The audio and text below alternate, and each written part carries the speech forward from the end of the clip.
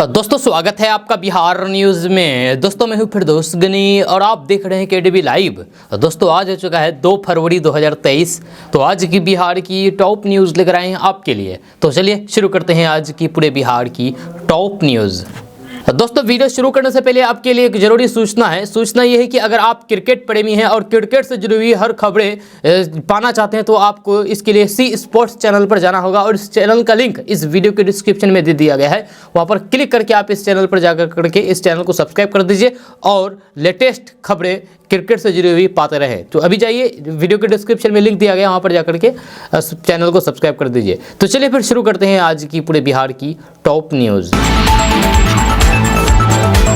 दोस्तों आज बिहार न्यूज में सबसे पहले बात करते हैं कि बिहार के डिप्टी सीएम यानी कि बिहार के उप मुख्यमंत्री तेजस्वी यादव ने बीजेपी और आरएसएस पर हमला बोला है। तेजस्वी यादव ने कहा है कि जो लोग हमारे बच्चे को हिंदी और संस्कृत पढ़ाने का ज्ञान देते हैं वे अपने बच्चों को अंग्रेजी स्कूल में पढ़ाते हैं। हिंदू राम और गाय पर ज्ञान देने वालों से हमें कोई भी सर्टिफिकेट नहीं चाहिए। तेजस्वी यादव ने कहा है कि संविधान विरोधी लोगों को 2024 में देश की गद्दी से उतारेंगे। जब तेजस्वी यादव ने आरोप लगाते हुए कहा है कि भाजपा और आरएसएस ने हिंदू धर्म को सबसे ज्यादा बदनाम किया है, समाजवादी और क्षेत्रीय दलों को समाप्त करना चाहते हैं। इसके अलावा तेजस्वी यादव ने बताया है कि जाति आधारित गणना की रिपोर्ट 3-4 महीने में सामने आ जाएगी, जहां किसकी कितनी संख्या ये पता चल जाएगा। इसके आधार पर योजना बनाई जाएगी। साथ ही उन्होंने कहा है कि 10 लाख सरकारी नौकरी देने के वादे को सरकार पूरा करेगी। दोस्तों बात करते हैं कि बिहार के नालंदा में इंटरमीडिएट परीक्षा के दौरान एक अजीब वाकया हुआ है। जहां बिहार बोर्ड की 12वीं की परीक्षा के दौरान एक छात्र हॉल में ही बेहोश होकर के गिर पड़ा। दरअसल उस एक छात्र को 500 लड़कियों के बीच छात्राओं के केंद्र में बैठा दिया गया था। इतनी लड़कियों के बीच बैठने के कारण वह इतना ज्यादा नर्वस हुआ कि परीक्षा देने के बजाय बेहोश होकर के गिर पड़ा। ये मामला ब्रिलियंट कॉन्वेंट निजी स्कूल का है। जब बेहोश होने के बाद छात्रा को आनंद फानन में बिहार शरीफ सदर अस्पताल पहुंचाया गया, जिसका इलाज जारी है। दरअसल अल्लामा इकबाल कॉलेज का छात्र मनीष शंकर का परीक्षा केंद्र ब्रिलियंट कॉन्वेंट स्कूल सुंदरगढ़ में था, जहां ये केंद्र बिहार शरीफ में पड़ता है। उसका कल मैथमेटिक्स का पेपर था और वह परीक्षा केंद्र पर तय समय के अनुसार पहुंच गया, लेकिन जब वह अपनी सीट पर गया तो फिर हॉल में जाते ही बेहोश हो गया। जहां हॉल में घुसते ही नर्वस होकर के गिर पड़ा। जब मनीष के परिवार वालों ने बताया है कि वे जैसे ही हॉल में घुसा वहां केवल लड़कियां ही थी। जब 500 लड़कियों के बीच में एक अकेला छात्र का सेंटर पड़ा था। ऐसे में उतनी सारी लड़कियों के बीच एक अकेले लड़के को बैठा देने से ऐसी घटना हुई है। जब महिला ने बताया है कि मेरा भतीजा एक बार में इतनी सारी लड़कियों को देख करके नर्वस हो गया, इस कारण वह परीक्षा देने के बजाय बेहोश होकर के गिर पड़ा। अब उसे इलाज कराने के लिए अस्पताल में भर्ती कराया गया है। दोस्तों बात करते हैं कि बजट 2023 में वित्त मंत्री निर्मला सीतारमण ने रोजगार के नए मौके पैदा करने के लिए भी कुछ बड़ी घोषणाएं की है। जब बजट के माध्यम से केंद्र सरकार ने प्रधानमंत्री कौशल विकास योजना 4.0 लॉन्च करने का ऐलान किया है। इसके अलावा 30 स्किल इंडिया इंटरनेशनल सेंटर स्थापित करने की घोषणा भी की गई है। इससे कारोबार उद्योगों के विस्तार में बढ़ावा मिलेगा। इसके परिणाम स्वरूप ज्यादा से ज्यादा रोजगार के अवसर पैदा होने की भी संभावना है। वित्त मंत्री निर्मला सीतारमण ने अपने साल 2023-24 के बजट भाषण में अमृत पीढ़ी यूथ पावर की बात की है। इसके तहत प्रधानमंत्री नरेंद्र मोदी कौशल विकास योजना 4.0 लॉन्च किया जाएगा। अब इसमें कोडिंग, आर्टिफिशियल इंटेलिजेंस, रोबोटिक्स और 3D प्रिंटिंग जैसे नए कोर्स भी शामिल किए जाएंगे। अपने बजट भाषण में वित्त मंत्री निर्मला सीतारमण ने ऐलान किया है कि सभी राज्यों में 30 स्किल्स इंडिया इंटरनेशनल सेंटर स्थापित किए जाएंगे।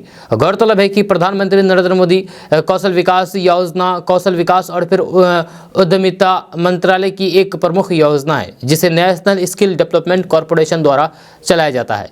इस योजना का उद्देश्य देश के युवाओं को प्रशिक्षण देकर के उद्योग आधारित कौशल विकास करना है, जिससे उन्हें बेहतर आजीविका प्राप्त करने में मदद मिलेगी। दोस्तों बात करते हैं कि रामचरितमानस के खिलाफ बयानबाजी करके पूरे देश में विवाद खड़ा करने वाले बिहार के शिक्षा मंत्री प्रोफेसर चंद्रशेखर पूरी प्लानिंग के तहत इस काम को अंजाम दे रहे हैं। जैसे शिक्षा मंत्री चंद्रशेखर और फिर राजद के राष्ट्रीय उपाध्यक्ष उदय नारायण चौधरी के बीच बातचीत का एक वायरल वीडियो ने इसकी पोल खोल करके रख दी है। रामचरितमानस के खिलाफ बयानबाजी राजद की प्लानिंग थी।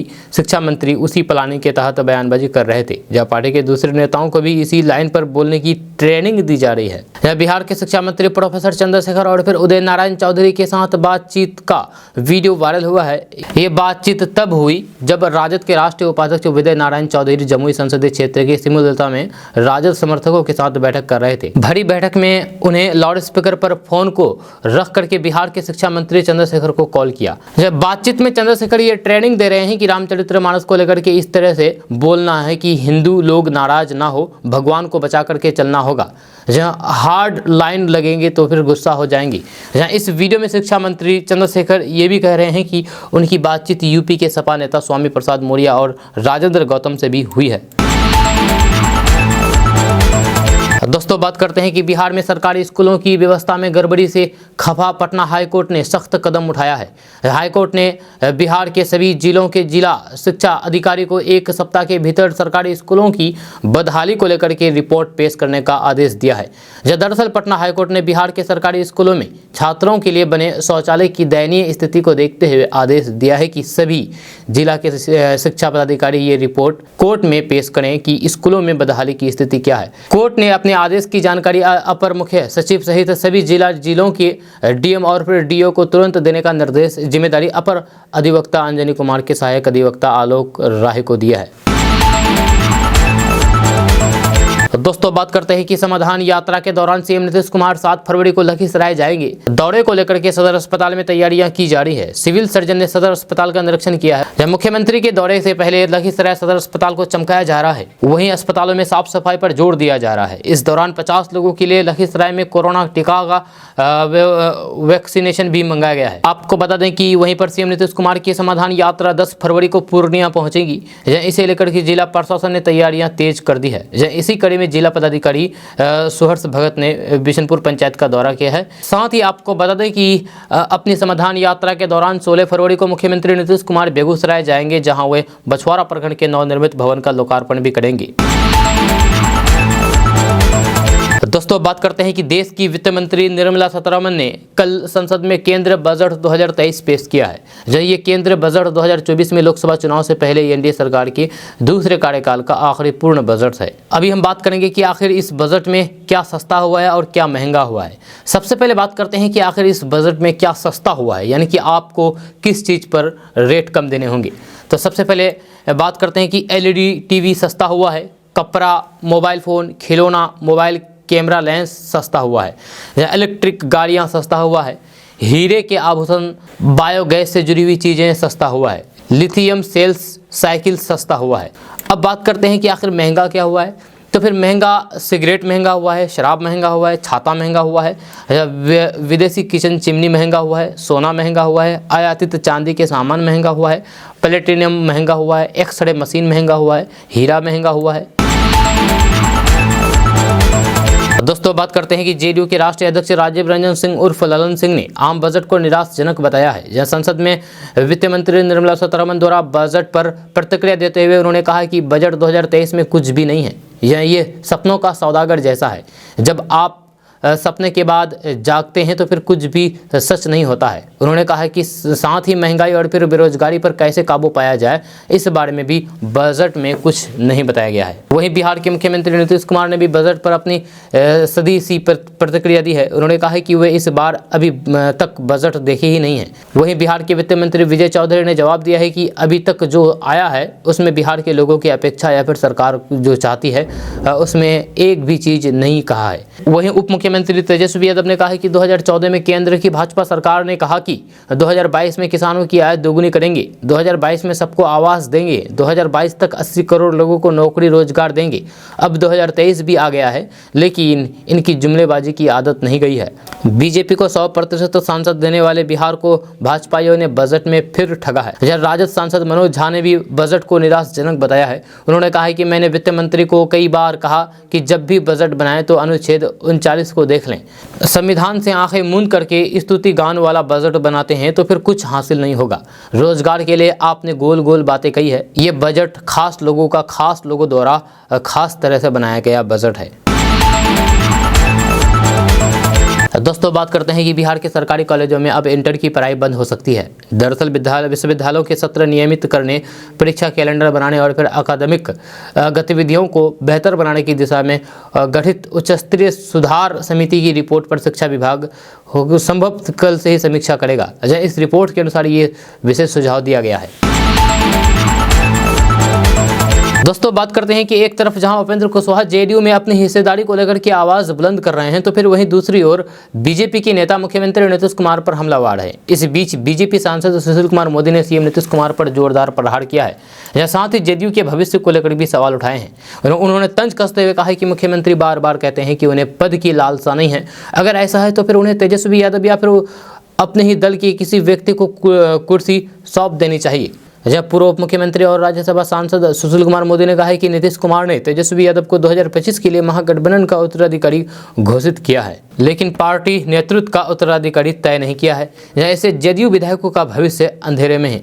आरजेडी के 60 से अधिक विधायक जेडीयू को हरा करके आए हैं। ऐसे में अगले विधानसभा चुनाव में इन सीटों पर क्या होगा। सुशील कुमार मोदी ने कहा है कि नीतीश कुमार ने पार्टी को जिस तरीके से आरजेडी का बंधक बना लिया है, उसमें जेडीयू के जीते हारे प्रत्याशियों को अपना भविष्य खुद तय करना होगा। उन्होंने कहा है कि लोग नीतीश कुमार की विदाई के लिए कहें, इससे पहले उन्हें खुद मुकुट उतार करके रख देना चाहिए। अब पार्टी और फिर सरकार पर नीतीश कुमार की पकड़ समाप्त हो चुकी है। हर जगह विद्रोह की स्थिति है। दोस्तों बात करते हैं कि बिहार से ठंड अभी जाने वाली नहीं दिख रही है। जहां अगले 4-5 दिनों तक बिहार का न्यूनतम तापमान और गिरते ही रहेगा। जब मौसम विभाग की माने तो अगले 4-5 दिनों के दौरान बिहार के जिलों में 4 से 6 डिग्री तक तापमान गिरने के आसार हैं। आज बिहार के अधिकतर जिलों में न्यूनतम तापमान में गिरावट होगी। इससे लोगों को ठंड बढ़ने का एहसास भी होगा। जब वही पछुआ हवा की तेज रफ्तार आज से बिहार में ठंड बढ़ा देगी। पूरे बिहार में पछुआ और फिर उत्तरा पछुआ हवाओं की रफ्तार 15 से 20 किलोमीटर प्रति घंटे की रह सकती है। हालांकि अधिकतम तापमान में किसी प्रकार के बदलाव के आसार नहीं दिख रहे हैं। हालांकि दिन में धूप रहने से लोगों को ठंड में थोड़ी सी राहत जरूर मिल सकती है। यानी कि दिन में धूप रहेगी जिससे ठंड कम होगी, लेकिन रात का तापमान बढ़ जाएगा, लेकिन रात का तापमान गिर जाएगी, यानी कि रात में ठंड ज़्यादा लगेगी। जानकारी के अनुसार कल बिहार के अधिकतर इलाकों में न्यूनतम तापमान में बढ़ोतरी और अधिकतम तापमान में कमी दर्ज की गई है। जब बिहार में सबसे अधिक तापमान 28 डिग्री सेल्सियस सुपौल में दर्ज किया गया, जब वहीं सबसे कम तापमान गया में 11 डिग्री दर्ज किया गया। जहाँ कुल मिलाकर के देखें तो फिर कल बिहार का मौसम शुष्क बना रहा। कल बिहार के पश्चिमी चंपारण जिले के वाल्मीकि नगर में घना कोहरा और पूर्णिया जिले के इलाके में हल्के से मध्यम स्तर का कोहरा छाया रहा। दोस्तों बात करते हैं कि 1 फरवरी को केंद्रीय वित्त मंत्री निर्मला सीतारमण ने 2023-24 का बजट आम बजट पेश कर दिया है। यह आम चुनाव से पहले सरकार के इस आखिरी पूर्ण बजट में सभी वर्ग का ध्यान रखते हुए कई ऐलान किए हैं। जब वहीं इस बजट में युवाओं का विशेष ध्यान रखा गया है। जी हां, वित्त मंत्री निर्मला सीतारमण ने कहा है कि युवाओं को अंतर्राष्ट्रीय स्तर पर कुशल बनाने के लिए बड़ी घोषणा की गई है। जब वित्त मंत्री निर्मला सीतारमण ने घोषणा करते हुए बताया है कि सरकार द्वारा 3 साल तक 47 लाख युवाओं को भत्ता दिया जाएगा। जब युवाओं को अंतर्राष्ट्रीय अवसरों के लिए कुशल बनाने के लिए विभिन्न राज्यों में 30 स्किल इंडिया इंटरनेशनल सेंटर स्थापित किए जाएंगे। यह सरकार प्रधानमंत्री कौशल विकास योजना 4.0 लॉन्च की जाएगी। बजट पेश करते हुए वित्त मंत्री निर्मला सीतारमण ने कहा है कि हम कौशल आधारित शिक्षा नीति लाएंगे, जहां एक राज्य एक उत्पाद योजना शुरू होगी। इसी के साथ स्किल और फिर रोजगार के लिए NEP काम करेगी। दोस्तों बात करते हैं कि बिहार में 1 अप्रैल से जमीन की खरीद बिक्री महंगी हो सकती है। सभी जिला मूल्यांकन समिति ने जमीन के मिनिमम वैल्यू रेट में बदलाव को लेकर के मद्य निषेध उत्पाद एवं निबंधन विभाग को प्रस्ताव भेज दिया है। जब विभागीय अधिकारी इसकी समीक्षा में जुटे हैं। जब विभाग के स्तर पर विस्तृत समीक्षा के बाद बिहार सरकार को प्रस्ताव दिया जाएगा। जब सरकार की मंजूरी मिलने पर 1 अप्रैल से संशोधित MVR लागू हो सकता है। MVR जमीन का वह न्यूनतम निर्धारित मूल्य होता है जिसके आधार पर उसकी खरीद बिक्री पर रजिस्ट्री शुल्क वसूल की जाती है। जिलों में गठित मूल्यांकन समितियों का मानना है कि पिछले 6-7 सालों में जमीन का बाजार मूल्य काफी बढ़ा है, लेकिन MVR में बढ़ोतरी नहीं हो सकी है। आखिरी बार 2016 में बड़े स्तर पर MVR में बदलाव हुआ था, जिसमें अलग अलग जिलों में इसकी दर 10 से 40% तक बढ़ाई गई थी। इसके बाद से MVR नहीं बढ़ा है। दोस्तों बात करते हैं कि पिछले कुछ सालों से पर्यावरण के लिए ग्लोबल वार्मिंग एक चिंताजनक विषय बना हुआ है। जब पेरिस समझौते में गर्म होती पृथ्वी के औसत तापमान को नीचे बरकरार रखने के लिए एक लक्ष्य तय हुआ था, जिसमें ग्लोबल वार्मिंग को 1.5 डिग्री सेल्सियस के स्तर तक सीमित करना है। आर्टिफिशियल इंटेलिजेंस की एक नई रिपोर्ट ने चेताया है कि 1.5 डिग्री की सीमा अगले 10 से 15 साल में पार हो सकती है। जलवायु परिवर्तन की भविष्यवाणी करने के लिए एआई को आर्टिफिशियल इंटेलिजेंस के अध्ययन के मुताबिक यदि अगले कुछ दशकों में उत्सर्जन उच्च रहता है तो फिर 50% संभावना है कि इस शताब्दी के मध्य तक पृथ्वी पूर्व औद्योगिक स्तर की सीमा 2 डिग्री सेल्सियस अधिक गर्म हो सक जाएगी और 80% से अधिक संभावना है कि ये 2060 तक उस सीमा तक पहुंच सकती है। दोस्तों बात करते हैं कि प्रधानमंत्री नरेंद्र मोदी ने आम बजट 2023-24 को ऐतिहासिक करार देते हुए कहा कि यह विकसित भारत के विराट संकल्प को पूरा करने के लिए एक मजबूत नींव का निर्माण करेगा। जब संसद के दोनों सदनों में वित्त मंत्री निर्मला सीतारमण के बजट पेश करने के बाद एक वीडियो संदेश में प्रधानमंत्री नरेंद्र मोदी ने कहा कि ये बजट वंचितों को वरीयता देता है। ये आज के आकांक्षी समाज, गांव, गरीब, किसान, मध्यम वर्ग सभी के सपनों को पूरा करेगा। प्रधानमंत्री नरेंद्र मोदी ने कहा है कि वे इस सर्वस्पर्शी और फिर विकसित भारत के निर्माण को गति देने वाले बजट के लिए वित्त मंत्री निर्मला सीतारमण और फिर उनकी टीम को बधाई देते हैं।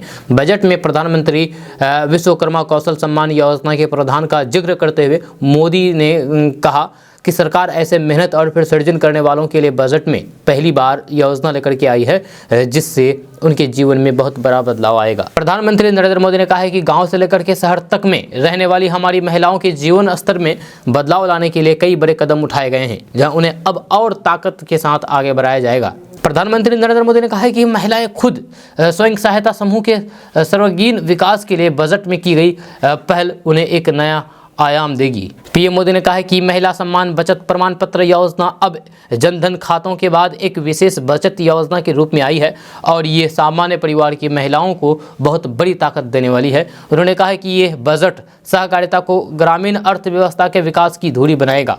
पीएम मोदी ने कहा है कि सरकार ने सहकारिता के क्षेत्र में दुनिया की सबसे बड़ी अन्न भंडारण योजना बनाई है। बजट में नए प्राइमरी सहकारिता बनाने की एक महत्वाकांक्षी योजना का भी ऐलान हुआ है, जहां इससे खेती के साथ साथ दूध और मछली उत्पादन के क्षेत्र का विस्तार होगा, जहां किसानों, पशुपालकों और फिर मछुआरों को अपने उत्पाद की बेहतर कीमत मिलेगी। प्रधानमंत्री नरेंद्र मोदी ने डिजिटल लेन देन सफलता का जिक्र करते हुए इसे कृषि क्षेत्र में दोहराए जाने की बात कही है और बताया है कि इसलिए इस बजट में डिजिटल एग्रीकल्चर इंफ्रास्ट्रक्चर के लिए बहुत बड़ी योजना लाई गई है।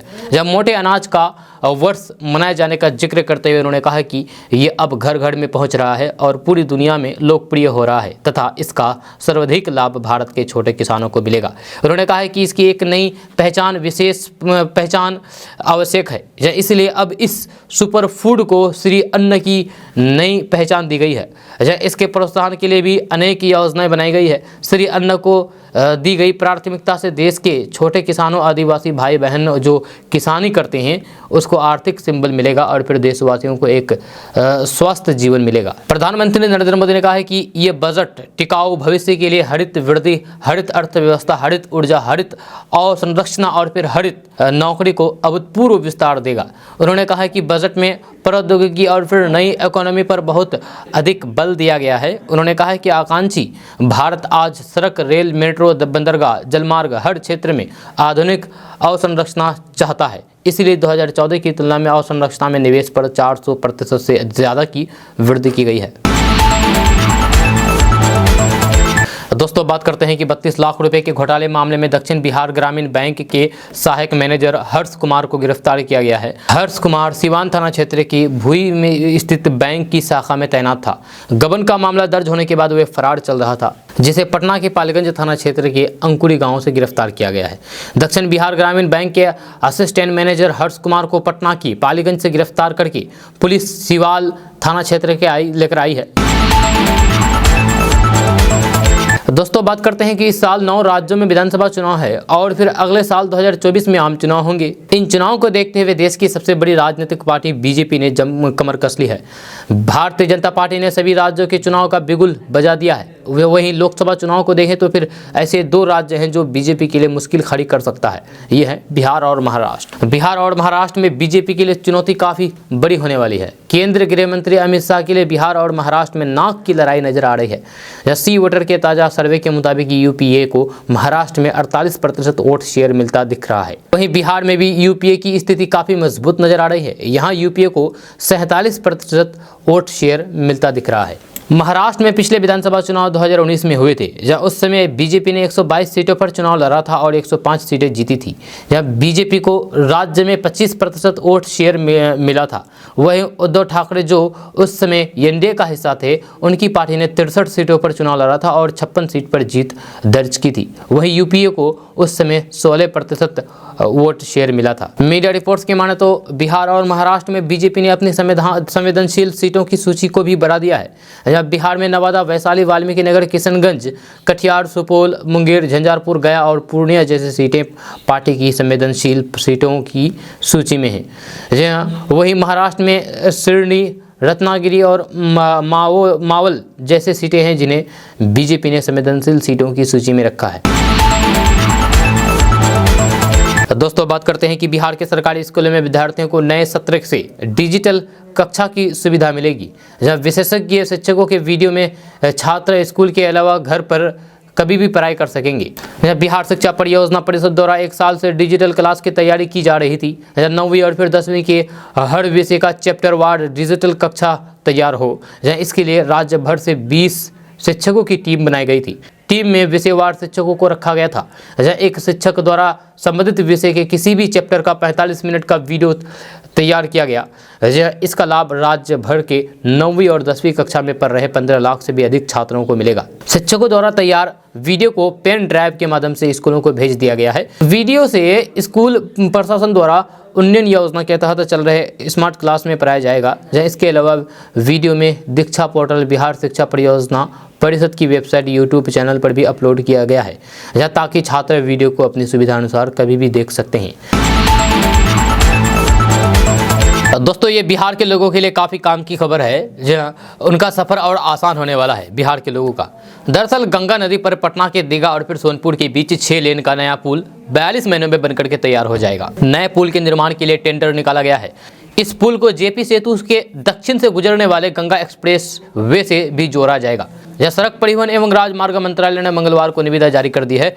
इसमें पटना के गंगा नदी पर दीघा और सोनपुर के बीच जेपी सेतु के समानांतर 6 लेन का केवल ब्रिज बनाने के लिए निविदा मांगे गए हैं। पुल के निर्माण के लिए 42 महीने का समय तय किया गया है। यह टेंडर के जरिए एजेंसियों का चयन होते ही पुल का निर्माण कार्य शुरू हो जाएगा। इस नए पुल को जेपी सेतु के दक्षिण की तरफ गंगा एक्सप्रेस वे पर भी जोड़ा जाएगा। इसके लिए अलग से लगभग 3 किलोमीटर लंबी सड़क बनाई जाएगी। आपको बता दें कि कुछ दिनों पहले ही केंद्र सरकार के पब्लिक इन्वेस्टमेंट बोर्ड ने पटना के जेपी सेतु के समानांतर 6 लेन के पुल निर्माण में की मंजूरी दी थी।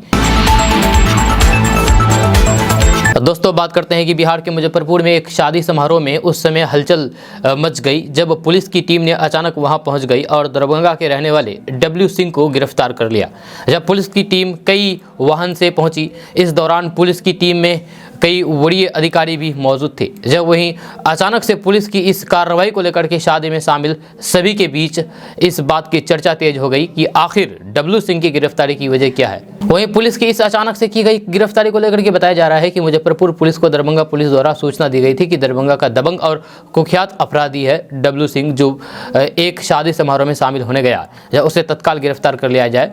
जिसके बाद मुजफ्फरपुर पुलिस ने पूरे लाव लश्कर के साथ जाकर के शादी समारोह में डब्ल्यू सिंह को गिरफ्तार कर लिया। दोस्तों, बात करते हैं कि जदयू के प्रदेश उपाध्यक्ष उमेश कुशवाहा ने उपेंद्र कुशवाहा को लेकर के बड़ा खुलासा किया है। जो उमेश कुशवाहा ने कहा है कि उपेंद्र कुशवाहा अब जदयू में नहीं है, वे जो बयान दे रहे हैं उसका कोई मतलब नहीं है। जहां वे भाजपा के साथ है और भाजपा के साथ मिल करके जदयू को कमजोर करने में लगे हुए हैं। उमेश कुशवाहा ने यह दावा पत्रकारों के उपेंद्र कुशवाहा के प्रेस कॉन्फ्रेंस के ऊपर किए गए सवाल पर किया है। जहां उन्होंने कहा कि उपेंद्र कुशवाहा की बातों पर अब क्या कहा जाए, जब पार्टी ने उन्हें तीसरे नंबर का पद दिया है जिसे वे झुंझुना बता रहे हैं। उनके बयान पर अब कोई प्रतिक्रिया देना व्यर्थ है। आपको बता दूं कि पिछले कुछ दिनों से जदयू संसदीय बोर्ड के राष्ट्रीय अध्यक्ष उमेश कुशवाहा ने बगावती तेवर अख्तियार कर लिया है। इसके बाद जदयू के नेताओं की तरफ से ही उन पर चौतरफा हमला शुरू हो गया है। जदयू के प्रदेश अध्यक्ष उमेश कुशवाहा ने तो 2 दिन पहले ही उपेंद्र कुशवाहा से इस्तीफे की मांग की थी। उन्होंने कहा कि जिस कोटे से वे बिहार विधान परिषद के सदस्य बने हैं उससे वे पहले त्यागपत्र दे दे, इसके बाद कुछ कहें। दोस्तों बात करते हैं कि नीतीश कुमार के खिलाफ मोर्चा खोल करके बैठे राजद विधायक सुधाकर सिंह ने अपनी पार्टी के सो कॉज नोटिस का जवाब दे दिया है। जब सुधाकर सिंह ने 5 पन्नों का जवाब राजद के राष्ट्रीय प्रधान महासचिव अब्दुल बारी सिद्दीकी को भेज दिया है। जब सुधाकर सिंह ने कहा कि उन्होंने ऐसा कोई काम नहीं किया है जिससे राजद को कोई नुकसान हो। मीडिया कर्मियों ने जब सुधाकर सिंह से इस बात को लेकर के बात की तो फिर उन्होंने ये स्वीकार किया है कि जवाब भेज दिया है, लेकिन सुधाकर सिंह ने ये बताने से इनकार कर दिया है कि अपने जवाब में उन्होंने क्या सब लिखा है। सुधाकर सिंह ने कहा है कि ये उनकी पार्टी का आंतरिक मामला है जिसे मीडिया के सामने नहीं बोला जा सकता है। उन्होंने अपना जवाब भेजा है, अब पार्टी के राष्ट्रीय अध्यक्ष लालू प्रसाद यादव इस पर फैसला लेंगे। हालांकि सूत्रों से मिल रही जानकारी के मुताबिक सुधाकर सिंह ने अपने जवाब में कहा कि उन्होंने ऐसा कोई काम नहीं किया है जो पार्टी लाइन्स के खिलाफ हो। वे तो पार्टी को मजबूत करने के लिए अभियान चला रहे हैं। जब पार्टी के अनुशासन के दायरे में रहकर ही वे गरीबों किसानों के हित की बात कर रहे हैं। सुधाकर सिंह ने पार्टी के नेतृत्व को ये बताया है कि वे बार बार अपने भाषणों में इसका जिक्र कर रहे हैं कि लालू प्रसाद यादव और फिर राबड़ी देवी के मुख्यमंत्री रहते कैसे गरीबों, पिछड़ों और फिर किसानों के हित में काम किया गया है। ऐसे में उन पर अनुशासनहीनता का कोई मामला ही नहीं बनता है। दोस्तों बात करते हैं कि स्वामी प्रसाद मौर्य के बाद समाजवादी पार्टी के एक और नेता ने रामचरितमानस को लेकर के विवादित बयान दिया है। यहाँ समाजवादी पार्टी के विधायक डॉक्टर R.K. वर्मा ने रामचरितमानस को संविधान विरोधी बताते हुए गोस्वामी तुलसीदास को पाठ्यक्रमों में पढ़ाए जाने पर पाबंदी लगाए जाने की मांग की है, जिसके बाद फिर से सियासी बयानबाजी जोर पकड़ सकती है। जी हां, समाजवादी पार्टी के विधायक ने अपने ताजा बयान में कहा है कि इस विवाद में एंट्री करने की बात नहीं है। मैं देश का एक जिम्मेदार नागरिक हूं और राजनीतिक कार्यकर्ता हूं। हम सब लोग धर्म में विश्वास करते हैं, लेकिन धर्म में बहुत सारी विसंगतियां हैं जिससे समाज में गैर बराबरी का और फिर भेदभाव का संदेश जाता है। इससे समाज बिखरता है। जब मैंने अपने ट्वीट पर उन्हीं लाइनों को टैग किया है, वे लाइनें बगैर बराबरी का संदेश दे रही है। R.K. वर्मा ने कहा है कि एक वर्ग विशेष को नीच कहने का हक किसी को भी नहीं है। भारत का संविधान सबको बराबरी का हक देता है। संविधान के अनुच्छेद 14 और 15 कहता है कि देश की किसी भी नागरिक के साथ धर्म के आधार पर, जाति के आधार पर, क्षेत्र के आधार पर, भाषा के आधार पर या फिर लिंग के आधार पर भेदभाव नहीं किया जा सकता है। लेकिन ये लाइनें भेद कर रही है। इसीलिए मैंने कहा कि ये लाइन संविधान विरोधी लगती है, इसीलिए समीक्षा करके इन लाइनों को संविधान से हटाया जाए। दोस्तों बात करते हैं कि पूर्णिया के बायसी में 1 करोड़ 13 लाख रुपए का एक पुल ढलाई होते ही ध्वस्त हो गया। ये पुल ग्रामीण कार्य विभाग बायसी द्वारा बनवाया जा रहा था। मंगलवार को इस पुल की ढलाई की जा रही थी कि इसी दौरान पुल का आधा हिस्सा भर भरा करके गिर गया। इसके बाद निर्माणाधीन स्थल पर मौजूद इस पुल के संवेदक मुंशी भाग निकले। वहीं पुल गिरने से 2 मजदूर भी मामूली रूप से जख्मी हो गए हैं, जिनका इलाज पास के निजी चिकित्सकों के यहाँ कराया गया है। बायसी के खपरा पंचायत में बनाए जा रहे इस पुल के संवेदक अमोर के रहने वाले मोहम्मद तकसीर आलम है तथा निर्माण कार्य की देखरेख करने वाली एजेंसी ग्रामीण कार्य विभाग बायसी है। दोस्तों बात करते हैं कि राम मंदिर निर्माण के लिए नेपाल के जनकपुर से अयोध्या जा रही शालिग्राम शिलाओं का दर्शन करने के लिए आस्था का सैलाब उमड़ पड़ा। जब मंगलवार को यूपी बिहार सीमा के बहादुर से लेकर के तमकुहड़ीराज तक हर पीढ़ी श्रद्धा में डूबती हुई नजर आई। सड़क पर सुबह से बच्चे, बुजुर्ग, युवा और महिलाओं सहित अन्य लोग जुटे रहे। शिला के दर्शन के इंतजार में लोगों के पांव नहीं थके। देर शाम को जब शिलाएं हाईवे पर गुजरी तो वहां जय श्री राम का जय घोष गूंज उठा। जनकपुर से अयोध्या जा रहे शालिग्राम की दोनों शिलाओं के मंगलवार को यूपी में प्रवेश करने की जानकारी सबको हो गई थी, इसलिए शिलाओं के स्वागत की तैयारी जगह जगह कर ली गई। जब बड़ी संख्या में लोग बॉर्डर पर पहुंच गए, दोपहर बाद सड़कों के किनारे कारवां बढ़ता चला गया। जब बिना किसी न्योते के लोग बड़ी संख्या में सड़कों के किनारे जुट गए। दोस्तों बात करते हैं कि खबर बिहार के भोजपुर जिले से है, जहां क्लास में पढ़ा रहे एक टीचर की मौत बच्चों के सामने हो गई, जिसके बाद स्कूल में टीचर और बच्चों के बीच अफरा तफरी मच गई। बताया जाता है कि मंगलवार के दिन जब टीचर क्लास में बच्चों को पढ़ा रहे थे तभी हृदय गति रुकने से उनकी जान चली गई, यानी कि दिल का दौरा पड़ने की वजह से उनकी जान चली गई, हार्ट अटैक आ गई। जहाँ घटना भोजपुर के जगदीशपुर थाना क्षेत्र के पलिया गांव की है। जानकारी के मुताबिक मृतक जगदीशपुर थाना क्षेत्र के काकिला गांव निवासी कृष्ण कुमार शाह के 47 साल के बेटे अनिल कुमार है। वे पेशे से सरकारी शिक्षक थे और वर्तमान में जगदीशपुर प्रखंड के पलिया गांव में स्थित प्राथमिक विद्यालय में शिक्षक के पद पर कार्यरत थे। मृतक के पिता ने बताया है कि वे हर रोज की तरह मंगलवार को भी स्कूल बच्चों को पढ़ाने गए थे, जहां क्लास में पढ़ाने के दौरान ही उनकी अचानक तबीयत बिगड़ गई और हृदय गति रुकने से उनकी जान चली गई। इसके बाद इसकी सूचना पाकर के उनके परिवार वाले उनके स्कूल पहुंचे। इसके बाद उसे हॉस्पिटल में भर्ती कराया गया, जहाँ उनकी जान चली गई। दोस्तों बात करते हैं कि कल से बिहार में इंटर परीक्षा शुरू हो गई है, जहां इस परीक्षा में 13 लाख से ज़्यादा छात्र छात्राएं बैठ रहे हैं। लेकिन इसी बीच कल एक ऐसी खबर सामने आई जिसे प्रशासन सहित शिक्षा विभाग को हिला करके रख दिया। जी हां, कल सामने आई खबर के मुताबिक कि परीक्षा शुरू होने से पहले आधे घंटे पहले पेपर लीक हो गया। जहाँ मैथ का पेपर लीक हो गया, सूचना मिल रही थी कि ये पेपर जमुई नालंदा में परीक्षा से पहले लीक हो गया। कल सुबह परीक्षा शुरू होने का समय 9:30 बजे का था, लेकिन उससे आधे घंटे पहले 9 बजे ही ये पेपर व्हाट्सएप ग्रुप में वायरल हो गया। हालांकि बिहार बोर्ड की तरफ से बाद में बयान जारी किया। बिहार बोर्ड की तरफ से जारी बयान में कहा गया है कि ये जो पेपर लीक हो रहा है ये हाल फिलहाल का पेपर नहीं है, ये पेपर फेक है। जब पहले वाला पेपर है, जब पिछले साल वाला पेपर है, अभी का पेपर नहीं है। यानी कि बिहार बोर्ड की तरफ से साफ साफ कह दिया गया है कि ये सारा फर्जी है जो भी खबर फैलाया जा रहा है। इस तरह की अफवाह बातें नहीं फैलाने देनी चाहिए। दोस्तों बात करते हैं कि बिहार बीजेपी के वरिष्ठ नेता और विधानसभा में नेता प्रतिपक्ष विजय कुमार सिन्हा ने बड़ा बयान दिया है। विजय सिन्हा ने मंगलवार को कहा कि बीजेपी के सत्ता में आने पर सीमावर्ती जिलों में बसे बांग्लादेशियों एवं मदरसे के नाम पर बढ़ रहे दहशतगर्दियों से संबंधित पुराने फाइलों को खोला जाएगा। ये बातें उन्होंने सीतामढ़ी में प्रेस कॉन्फ्रेंस के दौरान कही है। विजय कुमार सिन्हा ने बिहार में लूट, डकैती और हत्या की घटनाओं का जिक्र किया है और पुलिसिया कार्रवाई को खानापूर्ति बताया है। उन्होंने कहा है कि गिरफ्तारी के नाम पर कमजोर एवं निर्दोष लोगों को जेल भेज दिया जाता है और मुख्य आरोपी को बचा लिया जाता है। इस दौरान वे नीतीश कुमार और फिर तेजस्वी यादव पर भी बरसे दोनों को महाठग बताया है और कहा है कि दोनों एक दूसरे को ठग रहे हैं, एक कुर्सी बचा रहे हैं तो फिर दूसरे कुर्सी के लिए प्रयासरत हैं। नीतीश कुमार पर हमला बोलते हुए विजय कुमार सिन्हा ने कहा है कि जदयू की नाव डूबने वाली है, लोग सुरक्षित क्षेत्र की तलाश में हैं। इसके लिए मांझी यानी कि सीएम खुद जिम्मेदार हैं। नीतीश कुमार सभी भरोसेमंद को पार्टी से अलग कर रहे हैं क्योंकि उनको पार्टी का आरजेडी में विलय करना है। एक सवाल के जवाब में उन्होंने कहा कि जो जनता के विश्वास पर खरा नहीं उतर सकता उसके लिए पीएम का सपना दूर की बात। एक अन्य सवाल पर विजय कुमार सिन्हा ने कहा है कि बीजेपी में डील नहीं चलती है। खुद उपेंद्र कुशवाहा ने ही नीतीश कुमार से आरजेडी से डील के बारे में पूछा है। नैतिकता बची हो तो फिर नीतीश कुमार को इस्तीफा दे देना चाहिए। कारण यह है कि उन्हें जनादेश नहीं मिला। दोस्तों बात करते हैं कि पटना हाईकोर्ट के चीफ जस्टिस का फेक व्हाट्सएप प्रोफाइल बना करके रजिस्ट्रार जनरल से 1 लाख रुपए की ठगी करने वाले शातिर साइबर अपराधी यूसुफ को कोतवाली थाने की पुलिस ने गिरफ्तार किया है। यूसुफ मूल रूप से सिवान का रहने वाला है और असम के बारपेटा में रह करके साइबर फ्रॉड किया करता था। उसने बारपेटा से ही पढ़ाई की है। मिली जानकारी के अनुसार घटना की सूचना पटना पुलिस ने उस व्हाट्सएप नंबर को सर्विलांस पर ले रखा था, जिसका लोकेशन मंगलवार को पटना में मिला, जिसके बाद में कार्रवाई करते हुए उसके ठिकाने से पुलिस ने उसे गिरफ्तार किया है। गौरतलब है कि पिछले साल 18 जुलाई को कोतवाली थाने में ये केस दर्ज किया गया था।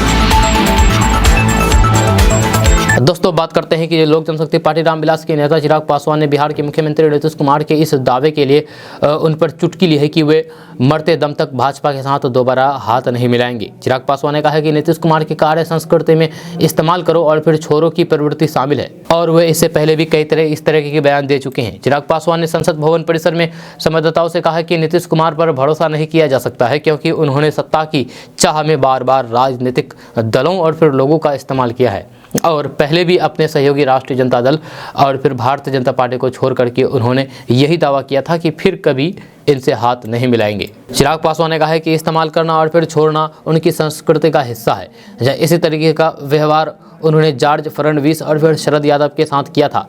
वह उपेंद्र कुशवाहा के साथ भी इसी तरीके का बर्ताव कर रहे हैं।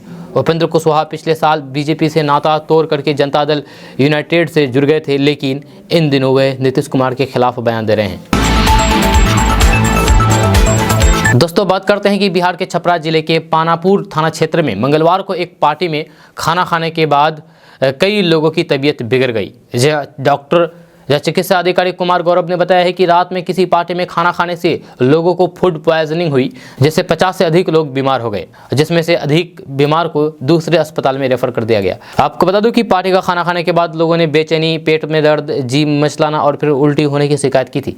इसके बाद उन्हें नज़दीकी अस्पताल में भर्ती कराया गया। बड़ी संख्या में लोगों के बीमार पड़ने के बाद पुलिस मामले की छानबीन कर रही है, जब पार्टी में खिलाए गए खाने के सैंपल लिए जा रहे हैं।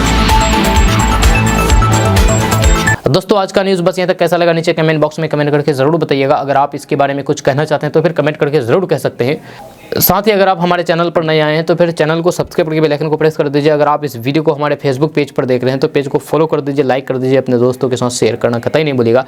तो चलिए मिलते हैं फिर नेक्स्ट वीडियो के साथ। तब तक के लिए जय हिंद, जय भारत।